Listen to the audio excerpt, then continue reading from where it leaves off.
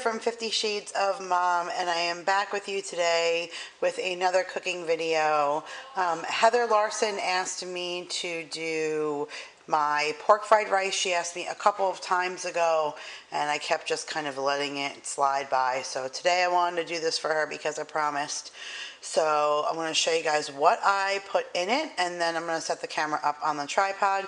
Already got my trusty copper pan heating up, getting ready to go. So let me show you guys what's going on. So that is a little bit of my pork chops. I had 7 pork chops that were pre-packaged for the freezer, so 5 of them went into the oven with teriyaki sauce, and then this is the other 2 that's just diced up, and I just kind of cut it like in small tiny pieces like you would imagine in a pork fried rice from a Italian Chinese food place. That is just frozen peas and carrots, a cup of that. That is a half a cup of diced up green onions.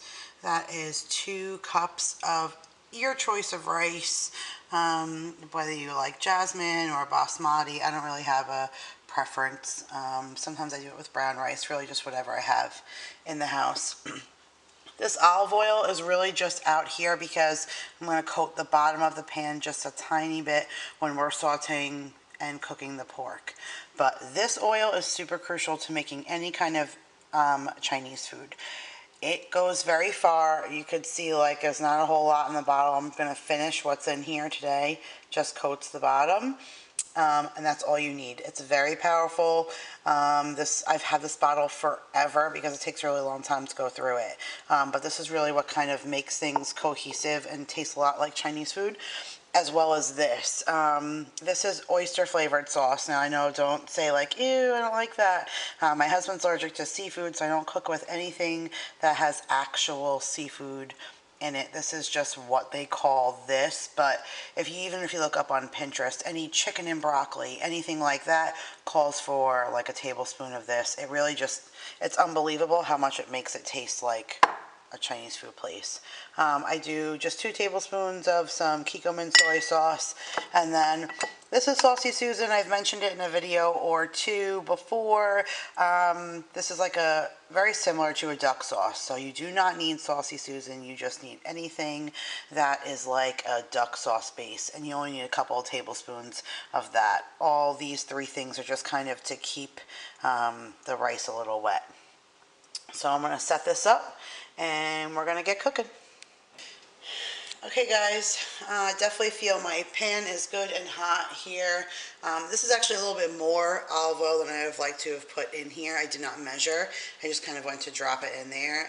That's a little bit more than I wanted. So, but I am just going to drop, when I show you like a drizzle like that for now. The rest will be for later, but this is just because we're going to saute that pork for now, so you can see kind of what's still left in there. So, like, I can smell that sesame oil cooking off already. Alright, so gonna throw this pork in, and then once this starts going, you're gonna start throwing in the rest of your onions and then your rice. The peas and carrots are kind of pretty much cooked. I usually fold them in towards the end, but for now,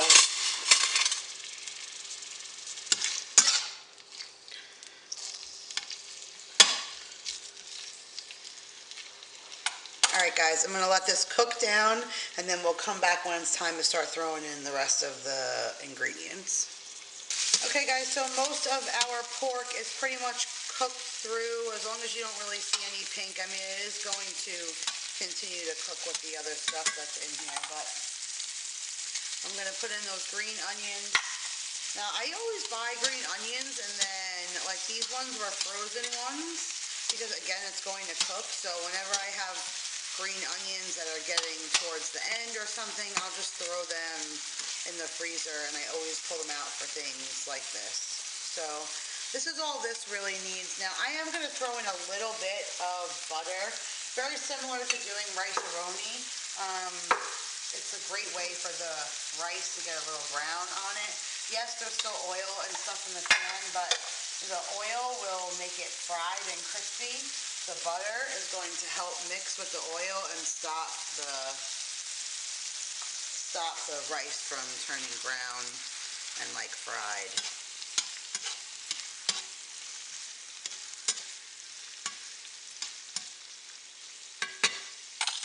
Alright, so now in goes the rice. You're going to see like a couple little, like, see those orange things in there and a couple of peas. That's because I used for my pork tonight, I used the teriyaki from that Good Table stuff.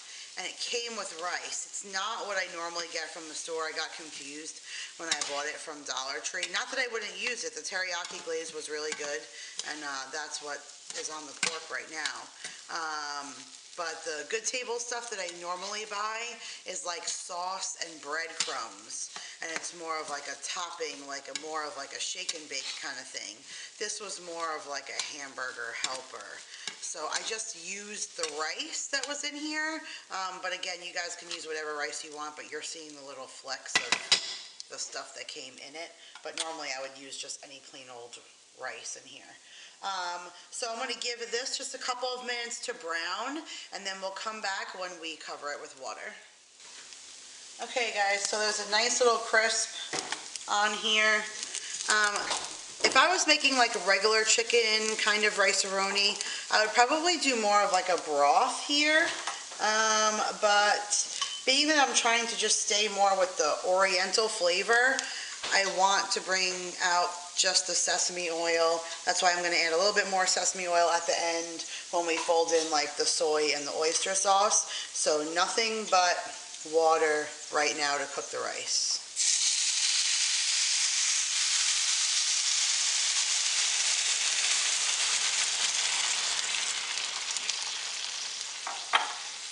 Between that and that is 2.5 cups of water, and it's probably going to be about 10 to 12 minutes on a medium simmer to get this rice good, cooked, and tender. So I'm going to get that set up and then we'll be back.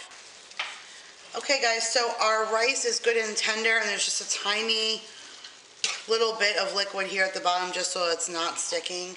And now we're going to start adding in some of our other ingredients. So I got my measuring spoon out here because I do not measure when it comes to cooking. I've just been cooking for so long that I add things as I go. So when people ask me to do things like this, I'm like, I can't even write the recipe in the description box because I don't know what to say, because I just go with the flow. So I wanted to see how much liquid I would normally put in. So I did 3 tablespoons of soy. This is definitely like just 2 tablespoons of the duck sauce. It's probably going to end up being about 1 tablespoon of the oyster sauce. Actually, just under a tablespoon. I wouldn't like overflow it, but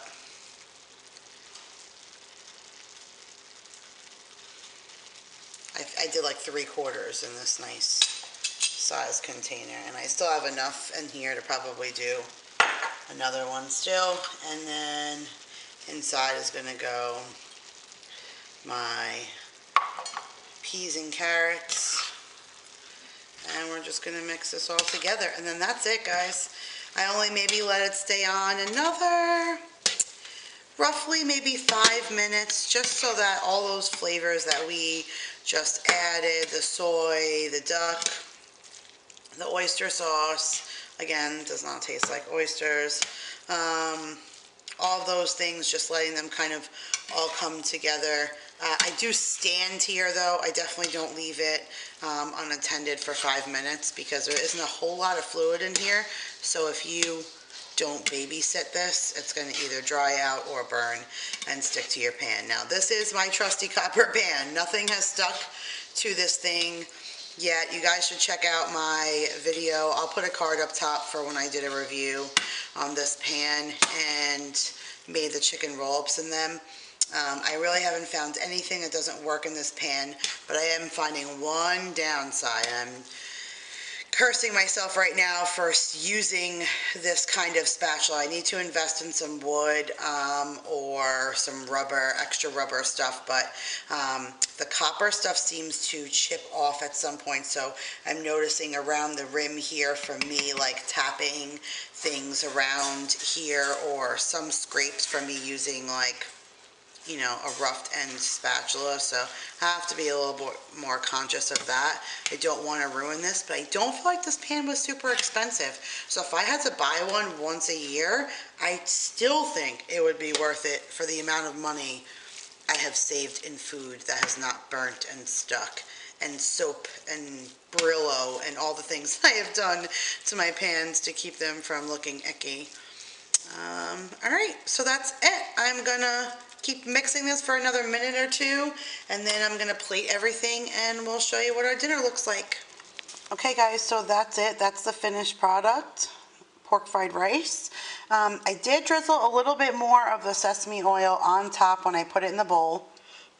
I got the bottle here to show you that there is still some in this container, like even still. So it's very, very potent. Like I didn't even think I was going to get through this, and I may even get through another small batch because that's how strong sesame oil is. So keep that in mind when you're making this, but if you taste it and you love it and you say, ooh, I could do more, again, anything to each his own, more soy, more duck, anything you feel is more your up to speed. And here's our plates. This is that Good Table teriyaki sauce that I poured on top of the pork chops and baked them in the oven. And then that is just my pork fried rice. And this is Darryl's plate. And we are going to go eat. So thank you guys so much for watching. I truly appreciate it. You can hit that like button or comment down below. Let me know what you think of my pork fried rice recipe. You can hit that subscribe button if you are new to my channel, and I'll see you guys in my next video. Bye.